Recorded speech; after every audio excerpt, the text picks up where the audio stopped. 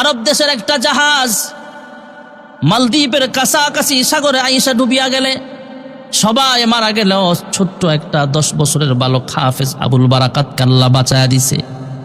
সে তখতার উপরে বাঁচতে বাঁচতে চরের মধ্যে চলে আসছে। মালদ্বীপের মানুষগুলো গোলাম বেচা কিনা হতো, হাতে উঠানো হলো ছোট্ট বালকটাকে বিক্রি করার জন্য। যে জেলে তাকে পাইছে, জেলে তাকে বাজারে নিয়ে গেছে, চড়া দামে বিক্রি করা হবে, গোলাম বেচা কেনা হয়। মালদ্বীপের বাজারে সুদর্শন সুন্দর একটা 10 বছরের বালক দেখা যায়, এমনিই তো সুন্দর।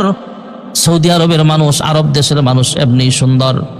একজন মহিলা আসছে, অনেক পয়সাওয়ালা মহিলা পয়সা নিয়ে আসছে, তবে মহিলার ছেলে নাই, ছোট্ট একটা মেয়ে আছে, মাত্র একটা মেয়ে আছে, তার কোনো সন্তান, ছেলে সন্তান নাই। এই মহিলাটা তার কাছে আইসা ডাক দিয়া কয়, তুমি চাইলে আমাকে এই সন্তানটাকে দিয়ে দিতে পারো, আমি আমার ছেলের মতো তাকে মানুষ করতে পারবো, যত টাকা লাগে নিয়ে যাও। জেলের কাছ থেকে কিনে নিলেন, মাছ ধরে যারা এরা বিক্রি করে দিল হাফেজ আবুল বারাকাতকে চড়া মূল্যে, অনেক টাকার বিনিময়ে। মহিলা এই ছোট্ট বালকটাকে নিয়ে বাড়ির পথে রওনা হয়ে যায়। এই মহিলা তাকে বাচ্চা হিসেবে গ্রহণ করিয়া নিল। সন্তানটাও বালক হাফেজ আবুল বারাকাত, সেও এই মহিলাকে মা বলে ডাক দেয়। মহিলার একটা মেয়ে আছে, এই মেয়েটাকে সে বোন বলে ডাকে, সেও তাকে ভাই বলে সম্বোধন করে। হাফেজ আবুল বারাকাত সময় কাটাচ্ছেন, দিনের পর দিন চলে যায়, রাতের পর রাত চলে যায়, বছরের পর বছর চলে যায়। সবাই যার যার ধর্ম পালন করে। হাফেজ আবুল বারাকাত আল্লাহর কোরআন পড়ে, চুপে চুপে নামাজ পড়ে। বাদশাও বেঈমান, দেশের মানুষও বেঈমান, যদিও মা ডাকে মাও বেঈমান, বোনটাও বেঈমান। বাদশার পক্ষ থেকে এলান নোটিশ পাঠানো হলো, আগামীকাল রাতের বেলা তোমার মেয়েটাকে এখান থেকে নিয়ে যাওয়া হবে। ঘটনা বিস্তারিত বললে আপনারাও বুঝবেন ভাইয়ারা আমার। মালদ্বীপের একটা নিয়ম ছিল, অনেক বৎসর পর্যন্ত সাগর থেকে ঘূর্ণিঝড় উঠত, সিডর উঠা মানুষের বাড়িঘর পর্যন্ত ভেঙ্গে চুরমার করে দিত। তখনকার জামানার গণকেরা, হিন্দু গণকেরা, মূর্তি পূজকেরা, এরা একসাথে বোর্ড গঠন করে এরা মিটিং বসছে, গবেষণা করছে। গণকেরা গনে গনে বাদশাহকে জানায়া দিছে, এটা একটা খারাপ জিন, ভয়ঙ্কর একটা জিন, দেও যাকে বলা হয়, ভয়ঙ্কর খারাপ একটা জিন সাগর থেকে উঠে আইসা মানুষের ঘর বাড়ি পর্যন্ত জ্বালায়া দেয়। সাগর থেকে ঘূর্ণিঝড় উঠা আমাদেরকে মাটি ঘর পর্যন্ত ভাসায় নিয়ে যায়। এটা থেকে যদি বাঁচতে চাও, তাহলে সুন্দরী একটা মহিলা মেয়েকে, কুমারী মেয়েকে বলিদান করতে হবে। নিয়ম অনুযায়ী বলিদান করার জন্য বলিদানের সিস্টেম হলো, মেয়েটাকে সেখানে রাম মন্দিরে রেখে একা রাইখা সাজায় গুজায় সেখানে নিয়ে যাও, সাজায় গুজায় সেখানে রাইখা সবাই চলে আসতে হবে। খারাপ জিন আইসা তার সাথে যা করার করবে, তারপরে তাকে মেরে ফেলে চলে যাবে। সকালবেলা তোমরা লাশ নিয়ে আসবা। যদি এমন করতে পারো বৎসরে একবার, তাহলে সে খারাপ জিন থেকে, সিডর থেকে, ঘূর্ণিঝড় থেকে তোমরা হেফাজত থাকতে পারবা, বাঁচতে পারবা। বাদশাহ পরামর্শ করলেন, এলাকার মালদ্বীপের সুন্দরী কুমারী মেয়েদেরকে লিস্ট বানানো হলো, বাবার নাম, মায়ের নাম, এলাকার নাম, মহল্লার নাম, কোন বাড়িতে থাকে। লিস্টি অনুযায়ী এবার নাম আসছে হাফেজ আবুল বারাকাত, যে ঘরে বসবাস করে ওই মেয়েটার, যারে মা বইলা ডাক দেয়, সে মায়ের মেয়ে, যে ভাইয়া বলে আবুল বারাকাতকে ডাক দেয়, সে বোনটাই আজকে লিস্টের মধ্যে নাম চলে আসছে। হাফেজ আবুল বারাকাত বিস্তারিত ঘটনা মায়ের কাছ থেকে শুইনা কয়, হ্যাঁ মা, পেরেশান হওয়ার কিছু নাই, মন খারাপ করার কিছু নাই। আমাকে আল্লাহ রাব্বুল আলামিন যেই কিতাব দিয়েছেন, যেই মন্ত্র দিয়েছেন, পৃথিবীর সব মন্ত্র তার কাছে হেরে যেতে হবে। যদি এটা অবশ্যই কোনো খারাপ জিন হয়ে থাকে, মা গ্যারান্টি দিয়ে বলতে পারি, আমি 100% ইয়াকিন করে বলতে পারি, আমার ভিতরে যে কোরআনুল কারীম আছে, এই কোরআনের নূরের মাধ্যমে ওই ভয়ঙ্কর জিন থেকে আপনাদেরকে আমি হেফাজত করতে পারবো। কোরআনের সাহায্যে, কোরআনের মাধ্যমে একে আমি ধ্বংস করতে পারবো। কোরআনের আয়াত পড়ে এই খারাপ জিনটাকে ধ্বংস করা আমার দ্বারা সম্ভব। হ্যাঁ মা, আমি আপনাকে পরামর্শ দেই, পরামর্শ অনুযায়ী আপনি কাজ করেন। পৃথিবীর কেউ জানবে না, জানবেন আপনি আর আমি, আর আপনার মেয়ে জানবে, আমার বোন জানবে। আমাকেও এখনো দাড়ি উঠে নাই, ছোট্ট মানুষ, 10-12 বছরের বালক, আমাকে দেখতে মেয়েদের মতোই এখনো মনে হয়, দাড়ি উঠে নাই। এক কাজ করেন, পুলিশ যখন পাঠাবে আমাকে ধরে নিয়ে যাওয়ার জন্য, আমার বোনকে নিয়ে যাওয়ার জন্য, আমার বোনটাকে কোনো রকম লুকায় কোথাও পাঠায় দেন, নানার বাড়ি পাঠায় দেন অথবা অন্য আত্মীয়র বাড়িতে পাঠায় দেন, কেউ যেন বুঝতে না পারে। পুলিশ যখন নিতে আসবে নির্দিষ্ট সময় আমাকে সাজায় গুজায় তাদের হাতে তুলিয়া দিবেন। মা রাজি হয় না, তারপরও এক পর্যায়ে যখন তাকে সাজায় গুজায় দেখা হলো, মেয়ে সাজায় তাকে ঘরের ভিতরে রাখা হলো সুন্দর করে, মেয়ের সাজে সাজায় তাকে সেখানে পুলিশের হাতে তুলে দেওয়া হলো। বোনটাকেও হেফাজতে রাখা হলো যাতে পুলিশ খুঁজে না পায়, বুঝতে না পারে। পুলিশ নিয়ে যায় সাগরের কিনারের রাম মন্দিরে হাফেজ আবুল বারাকাতকে মেয়ে মনে কইরা সেখানে রাইখা সবাই চলে আসছে। গভীর রাত্র হয়ে গেছে, সাগরের মধ্যে গর্জনও শুরু হয়ে গেছে, আবার থামিয়াও গেছে। কেউ বুঝতে পারে নাই। অন্য বৎসরের মতো, আগের বৎসরের মতো এবারও সকালবেলা পুলিশ গেছে লাশ আনতে। লাশ আনার জন্য যায় দেখে সেখানে লাশ নাই। একজন মেয়ে বৈশা আল্লাহর কালাম তেলাওয়াত করতেছে। এরা তো আল্লাহর কালাম বুঝে না, কালাম জানে না। জিজ্ঞেস করছে, হ্যাঁ তুমি কে? আমরা রাতের বেলা যাকে রাইখা গেছি সেই কি তুমি? কয় হা। কয় তোমাকে ভয়ঙ্কর জিন আইসা কোনো আক্রমণ করে নাই? কয় না, করতে পারে নাই। কয় তোমাকে ধ্বংস করে দেয় নাই? তোমাকে মেরে ফেলে নাই? কয় মারতেও পারে নাই। কয় কেন? কয় আমি ছিলাম সেখানে, রাত্র যখন গভীর হয়ে যায় আমি আল্লাহর কোরআন তেলাওয়াতে মগ্ন হয়ে গেলাম। আমার মনে পড়ে গেল আল্লাহর হাবিব রাহমাতুল্লিল আলামিন তো কোরআনের মুআজিজা দেখিয়েছেন। আল্লাহর হাবিব যখন মক্কা থেকে মদিনায় হিজরতের পথে রওনা হয়ে যাবেন, রাত্র যখন গভীর হয়ে যায়, কাফের বেঈমানরা আল্লাহর হাবিবের ঘরের চতুর্পার্শ্ব ঘেরাও করে ফেলেছিল। সেদিন আল্লাহর হাবিব আল্লাহ তাআলার হুকুমে কোরআনুল কারীমের সূরা ইয়াসিন তেলাওয়াত করতে আরম্ভ করে দিয়েছিলেন। আমিও রাত্র যখন গভীর হয়ে যায় আমি 2 রাকাত সালাতুল হাজতের নামাজ পড়লাম আর আল্লাহ তাআলার কাছে দোয়া করলাম, আল্লাহ জিন দেও বা এই সমস্ত খারাপ জিন্নাত আমার কিচ্ছু করতে পারবে না, কারণ আমার ভিতরে আছে 30 পারা কোরআন। আয় আল্লাহ, কোরআনের মুআজিজার সামনে কিচ্ছুই না, সব তুচ্ছ। আয় আল্লাহ, আমি কোরআন পড়ে ফু দিচ্ছি, তাকে তুমি ধ্বংস করিয়া দাও। আল্লাহর বান্দা জোরে জোরে কোরআন তেলাওয়াত করতেছে। ওই সাগর থেকে যখন সিডর বা ঘূর্ণিঝড় ভয়ঙ্কর জিন আসতেছিল, ওই জিনটা কোরআনের আওয়াজ শুই না আবার সাগরের পাড়ের নিচে ডুব দিয়ে সে চলিয়া গিয়েছে। ভাইয়েরা আমার, বন্ধুরা আমার, বিস্তারিত ঘটনা যখন পুলিশ বাহিনী শুনছে, নিরাপত্তা বাহিনী শুই না, বাদশার কানে খবর পৌঁছানো হলো, আমরা যারে মেয়ে সাজায় সেখানে নিয়ে রাখছিলাম সে তো মেয়ে না, সে হলো ছেলে। বিস্তারিত ঘটনা শোনালো হাফেজ আবুল বারাকাত।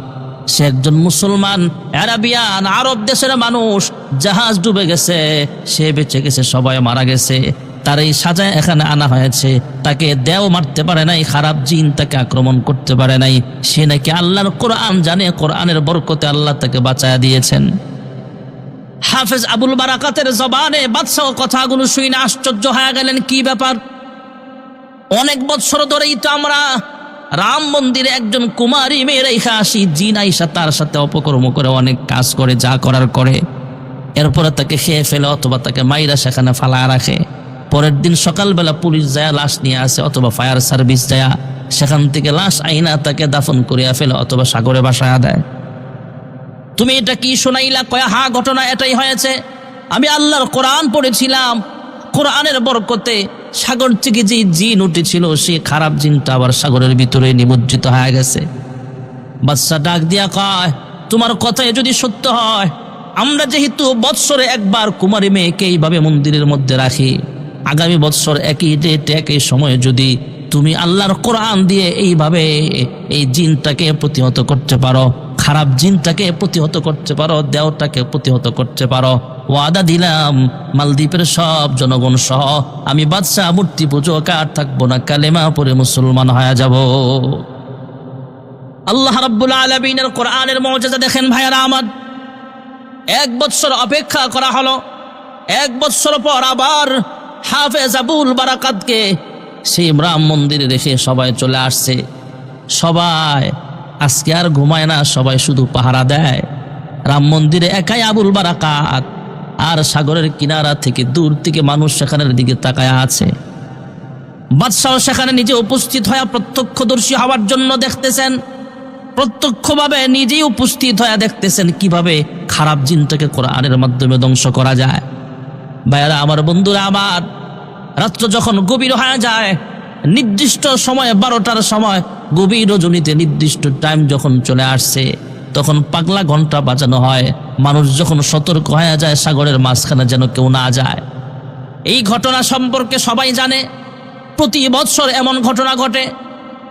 বাদশাহ উপস্থিত, নিরাপদ আশ্রয় থেকে সবাই সাগরের দিকে তাকায় আছে। সাগর থেকে ঘূর্ণিঝড় উঠতেছে, সাগর থেকে এইভাবে, ভাইয়েরা আমার, বন্ধুরা আমার, সাগর থেকে জলোচ্ছ্বাস উঠতেছে। আর হাফেজ আবুল বারাকাত কোরআন পড়ে সেদিকে ফুক মারছে। কোরআনের মওজেজার বরকতে ঘূর্ণিঝড় আর শিরোর থামিয়া যায়। ওই খারাপ জিনটা ধ্বংস হয়ে যায়। ওই খারাপ দেও, খারাপ দিনের জিনের সেই অপকর্ম থেকে, সেই ভয়ঙ্কর কাণ্ড থেকে, এর শয়তানের শয়তানি থেকে হাফেজ আবুল বারাকাতের মাধ্যমে আল্লাহর কোরআনের মওজেজার বরকতে মালদ্বীপের মানুষগুলোকে দ্বিতীয়বারের মতো আল্লাহ তাআলা হেফাজত করে দিয়েছে। এবার বাদশা রাম মন্দিরে যায় নিজের মন্ত্রী পরিষদের মন্ত্রীদেরকে নিয়ে। হাফেজ আবুল বারাকাতকে জড়ায়া ধরলেন, চুমু খেলেন, আর ডাক দিয়া কয়, 1 বৎসর আগে ওয়াদা করেছিলাম যদি 1 বৎসর পর আবার পুনরায় এমন ঘটনা ঘটাতে পারো তাহলে আমরা আর বেঈমান থাকতে চাই না। সেদিন সেই রাম মন্দিরে সবাই মিলিয়া, সব বেঈমানরা মিলিয়া, মূর্তি পূজকরা মিলিয়া, মালদ্বীপের বাদশাহ সহ হাজার হাজার হাজার হাজার জনগণ হাফেজ আবুল বারাকাতের হাতে হাত রাইখা কালিমা পড়ে মুসলমান হয়ে গেছে। বর্তমানে তো মালদ্বীপে 100% মুসলমানের দেশ। ভাইরা আমার, কোরআনের মওজেজা দেখেন।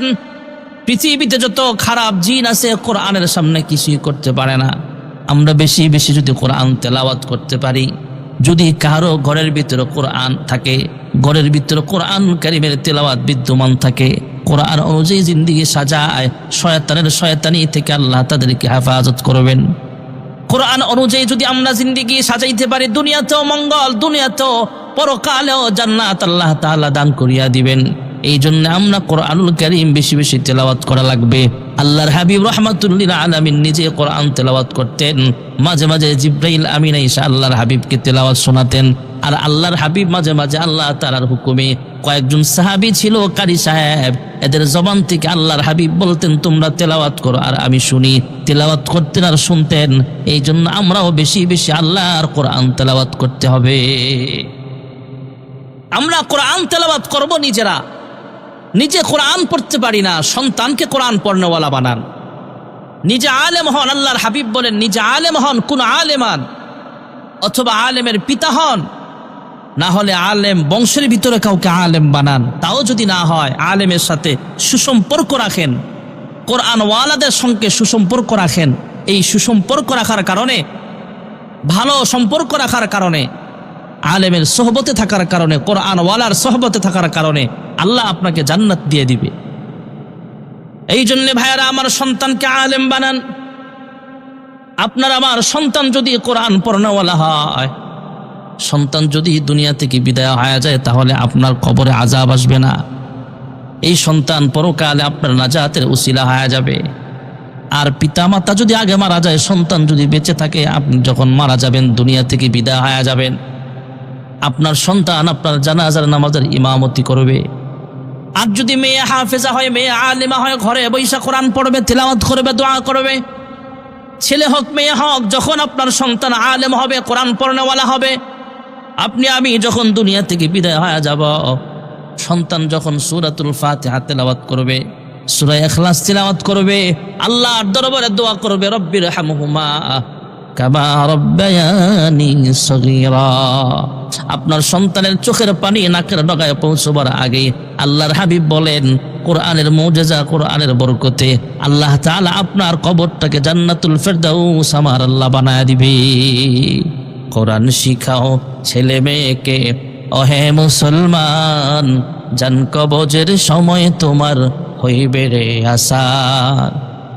একটি ছেলে আলেম হলে শান্তি পাবে মরণকালে, নাজাতের জরিয়া হবে হাদিসে প্রমাণ। কোরআন শিখাও ছেলে মেয়েকে, ওহে মুসলমান, জান কবজের সময় তোমার হইবে রে আসান। আল্লাহ তাআলা আমাদের প্রত্যেকটি সন্তানকে কোরআন পড়নেওয়ালা হয়ে কোরআনই শিক্ষায় শিক্ষিত হয়ে পিতা মাতা ও সমাজের খেদমত করার তৌফিক দান করেন। আমিন। ওয়া আখিরু দাওয়ানা আনিল হামদুলিল্লাহি রাব্বিল আলামিন। আসসালামু আলাইকুম ওয়া রাহমাতুল্লাহি ওয়া বারাকাতুহু।